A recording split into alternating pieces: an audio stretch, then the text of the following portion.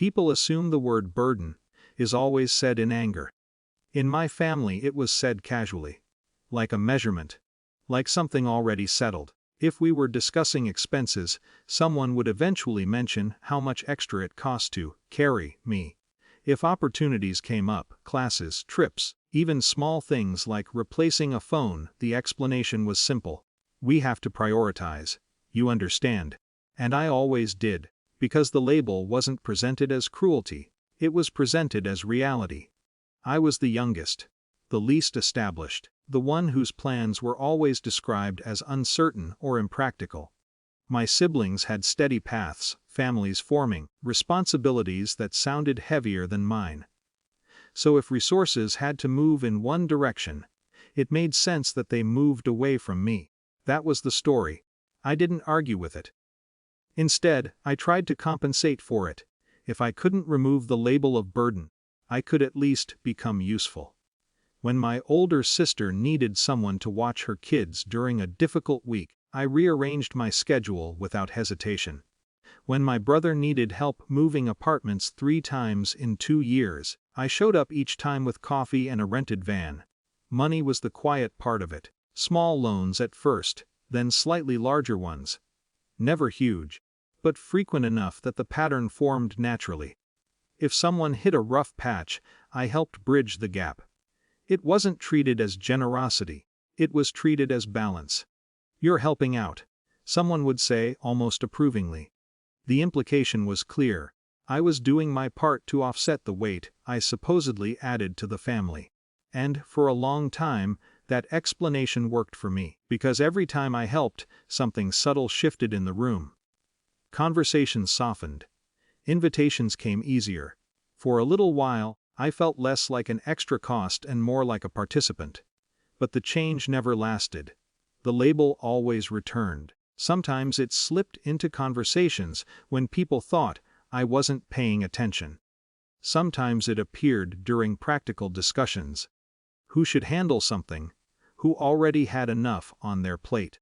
"You know how it is," one of my siblings said once while reviewing some shared family responsibilities. "They're already kind of a burden. Let's not pile more on." They weren't trying to hurt me. That was the strange part. It was simply how they understood the structure of the family. The moment that changed things didn't happen during a fight. It happened during a dinner that was supposed to be ordinary. We were sitting around the table discussing plans for helping our parents with some repairs on their house.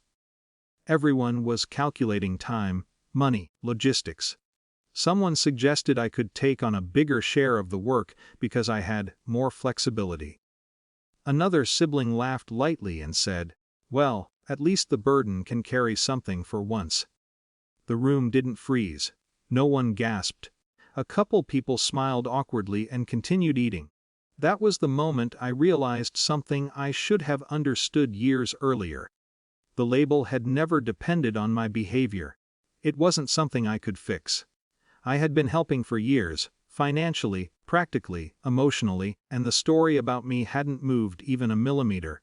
I didn't feel angry at the table. Mostly I felt tired. The kind of tired that comes when you realize you've been negotiating with a rule that was never going to change. So I stopped negotiating, not with announcements, not with confrontations. I simply stopped stepping in. The first test came a few weeks later when my brother mentioned being short on rent for a month.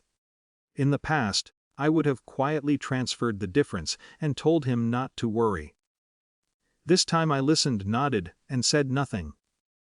He figured it out another way. A month later my sister called about childcare during a particularly busy week. I told her I couldn't rearrange my schedule. She sounded surprised, but she found someone else. None of this happened dramatically. There were no explosive reactions, just small adjustments. For a while, I wondered if anyone would notice the pattern. Families are strange systems. They can operate for a long time on assumptions. Everyone assumed that if something became serious enough, I would eventually step in the way I always had. But the problems kept resolving themselves without me. Childcare was outsourced. Loans came from somewhere else. Schedules shifted. Life continued. Months passed before someone asked the question directly. It was my sister. We were standing outside after a family gathering, the kind where everyone slowly leaves in separate directions while finishing half-finished conversations. She looked at me carefully and said, "You've been distant lately." I shrugged. "Not really. You used to help more," she said. There wasn't accusation in her voice. Just confusion. I waited a moment before answering. "I used to think helping would change how you all saw me." She frowned slightly. "What do you mean?" "For years I thought if I did enough, if I showed up enough, fixed enough problems, the burden thing would eventually disappear." She stared at me like she'd never quite examined the word before. "That's not what we meant," she said automatically. Maybe she believed that. Maybe she didn't. "It didn't matter what you meant," I said quietly. "It's what the role became." The silence stretched between us. Then she asked the question that had clearly been bothering several people. "So why stop now?" The answer felt simpler than I expected. Because I realized the story wasn't going to change. She crossed her arms, thinking. "That doesn't mean you have to pull away from everyone." "I didn't pull away," I said. "I just stopped trying to earn a place I already had." She didn't respond right away. I could see something shifting behind her expression.